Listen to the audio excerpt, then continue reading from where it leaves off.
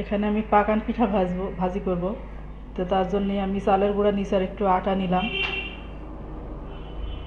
আর একটু লবণ দিয়েছি, আর সাথে চিনি দিয়ে দিছি। তো আমার মেয়ের আর আমার ঠান্ডা লেগেছে, তো আমার মেয়ে বললো যে আম্মু একটু পাকান পিঠা ভেজে দাও। তো পাকান পিঠাটা ভাজা হচ্ছে। তো এখানে আমি গরম পানি দিয়ে গুলাই নিচ্ছি।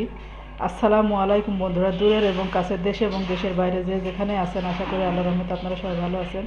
আর আপনাদের দোয়া আল্লাহর রহমতে আমিও ভালো আছি। আমি সাবিনা, আমার চ্যানেল সাবিনাতে আপনাদের সবাইকে স্বাগত। আর আমার চ্যানেল সাবিনাতে আমার চ্যানেল সাবিনাতে নতুন এক ভিডিও নিয়ে আপনাদের মাঝে হাজির হলাম। তো এখানে আমার আটাটা গুলানো হয়ে গেছে, তো আমি কড়ার ভিতরে তেল দিয়ে দিয়েছি আর পিঠাটা ভেজে নিব।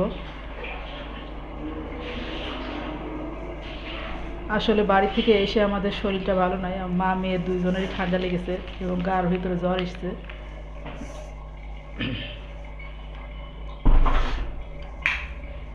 তো আমার রান্না যদি ভালো লাগে তাহলে আমার চ্যানেলটাকে আপনারা সাবস্ক্রাইব করবেন, কমেন্ট করবেন, লাইক করবেন, আর পাশে থাকা বেল আইকনটা প্রেস করে দেবেন যেন নোটিফিকেশনটা সবার আগে পেয়ে যান। আর যারা অলরেডি সাবস্ক্রাইব করেছেন সাবস্ক্রাইব করে আমার পাশে দাঁড়িয়েছেন এবং বন্ধু হয়েছেন, তাদেরকে অসংখ্য অসংখ্য ধন্যবাদ। আর যারা আমার ভিডিও দেখেন অথচ সাবস্ক্রাইব করেন, তাদেরকে বলবো প্লিজ আমার চ্যানেলটাকে সাবস্ক্রাইব করে দিবেন।